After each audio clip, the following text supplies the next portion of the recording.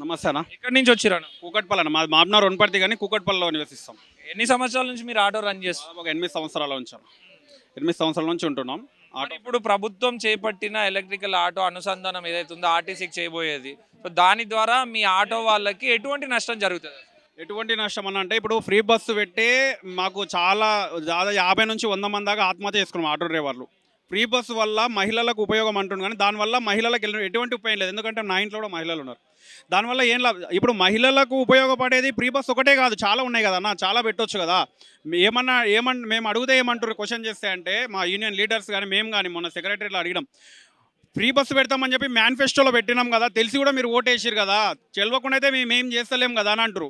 మరి ఈ auto electricity మేనిఫెస్టోలో ఏం లేదు. ఈ లాజిక్ ఎందుకు మర్చిపోతారు? ఇదే ఆటో డ్రైవర్లు ఒక కమిటీ చేసి వాళ్ళకి ఏమైతే ఎట్లయితే న్యాయం జరుగుతుంది, ఎట్లయితే ఇబ్బంది పడతారు, ఇప్పటికే వాళ్ళు ఫ్రీ బస్సు వల్ల చాలా ఇబ్బంది పడుతారు కదా, వాళ్ళని ఎందుకు ఇబ్బంది పెట్టాలా అని చెప్పి ఇంత ఆలోచన కూడా చేస్తలేదు ప్రభుత్వం.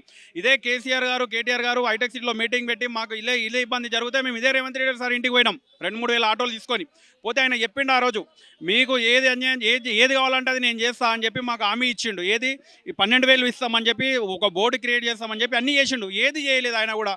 ఇప్పుడు ఆయన అవసరం అయిపోయింది, ఏం చేస్తాడు ఏమవుతుంది అనుకుంటుండు. కానీ ఏది చేసిన ఆటో డ్రైవర్ అన్న ఒక ఇంట్లో నా కుటుంబ సభలో 12 ఓట్లు ఉన్నాయి నా ఇంట్లో.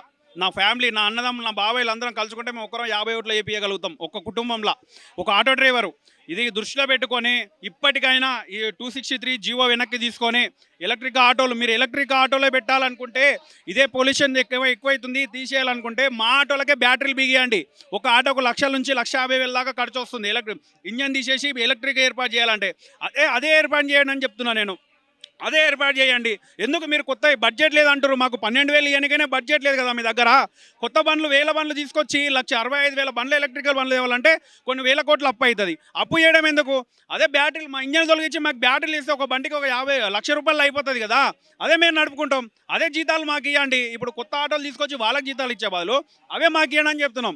ఎలక్ట్రిక్ ఆటోలకు మేము వ్యతిరేకత కాదు. మా జీవితాలు రోడ్డు మీద పడుతున్నాయి. ఇప్పటికే మా జీవితాలు చాలా రోడ్డు మీద పడ్డాయి. అదే మా జీవితాలు రోడ్డు మీద పడొద్దు, మేము మంచిగా ఉండాలంటే ఇది చేయండి అని చెప్తున్నాం అన్న. రైట్. ఇప్పుడు మీ నిరసన ద్వారా, మీ ధర్నా ఏదైతే ఉందో ఈ ధర్నా ద్వారా గవర్నమెంట్ ఏమైనా చెల్లించి ముందుకు వస్తుంది అనుకుంటున్నారా? వస్తుందని అనుకుంటున్నాము. ఆల్రెడీ రీసెంట్గా మొన్న అక్టోబర్ 8వ తారీఖు నాడే ధర్నా మొత్తం రాష్ట్ర బంధు పిలిపించి మేము ఆ రోజు ధర్నా చేయాలనుకున్నాము. ఇదే సెక్రటరీకి పిలిపించి మాట్లాడారు సార్ వాళ్ళు కొంతమంది. సరే చేద్దామని అన్నారు. ఆగస్ట్ 23 వరకు ఏదో రిజల్ట్ చెప్తామన్నారు. ఆ లోపు ధర్నా చేద్దామని మళ్ళీ ఇక్కడ కవితక్క గారికి మేము వినిపించుకుంటే ధర్నా చేద్దాం ఈరోజు అని చెప్పి చేస్తున్నాము. అనేక హామీలు ఇచ్చింది కాంగ్రెస్ గవర్నమెంట్. వాళ్ళ అధికారంలోకి రాకముందుకు ఆటో కార్మికులకు కానీ, రిటైర్ ఎంప్లాయీస్కి కానీ, అన్ఎంప్లాయిడ్ ఉన్న స్టూడెంట్స్కి కానీ అందరికీ కూడా అనేక హామీలు ఇచ్చింది. ఎవరు కూడా హ్యాపీగా లేరు, ఎవరు కూడా సంతృప్తిగా లేరు. సో మీకు ఇచ్చిన హామీ 12,000 ఏదైతే ఉందో, అండ్ తర్వాత మీ ఆటోలు ఏదైతే ఉన్నాయో ఆర్టీసీకి అనుసంధానం చేసిన ఆటోలు, సో వీటి విషయంలో మీరు విన్నవించుకుంటున్న ఈ విషయాలను అసలు వాళ్ళు ఆలోచించే పరిస్థితి ఉందా? ఇప్పుడు చెయ్యాలని చెప్తున్నాం, చేస్తలేరు వాళ్ళు. వీళ్ళు ఏది ఇంకా ఇట్లే చేస్తారు, ఇట్లే పోతుందని అనుకుంటున్నారు వాళ్ళు. కానీ చెయ్యాలని మేము ఈ ధర్నా చేస్తున్నాము.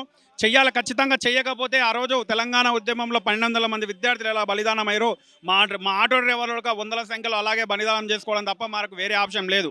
ఈ ఆటో డ్రైవర్ అంటే చాలా ప్రజలకు చాలా ఉపయోగపడేది. అది వాళ్ళ ఉసురు తలగొద్దని చెప్పి రేవంత్ రెడ్డి ప్రభుత్వాన్ని కోరుకుంటున్నాం మేము. ఫైనల్గా ఏం చెప్తారు? ఇప్పుడు ఒకవేళ గవర్నమెంట్ మీరు ఇంత సభ పెట్టి ఎంతోమంది రాజకీయ పార్టీలు వచ్చి మీకు సంఘీభావం తెలిపి, మీకు మద్దతు తెలిపి ఈ ఇష్యూని పెద్ద చేద్దాం అనుకున్నా కానీ గవర్నమెంట్ స్పందించకపోతే తర్వాత ఏం చేయబోతుంది? తర్వాత ఎక్కడ సెక్రటరీ ముట్టడి అని రెడీగా ఉన్నాం. అసెంబ్లీ దాకా అయినా పోతాము. ఎక్కడ ఏ రోడ్డు మీద ఎక్కడ ధర్నా వేయడానికైనా వెనకాడమన్నా మా ప్రాణాల మీదకి వచ్చినా సరే ఎన్ని కేసులైనా పెట్టించుకుంటాం. మేము బతికే అవకాశం లేనప్పుడు ఇక్కడ దాకైనా పోతాం కదా. ఇదే కాదు కదన్నా, మాకు బతికే ఛాయిస్ లేదు. మేము రోడ్డు మీద పడ్డాం. ఇప్పుడు అదేదో పోదాం, పోరాడితే పోయేదేమిది ప్రాణాలు తప్ప అన్నట్టు ఎంత దూరమైనా పోతాం.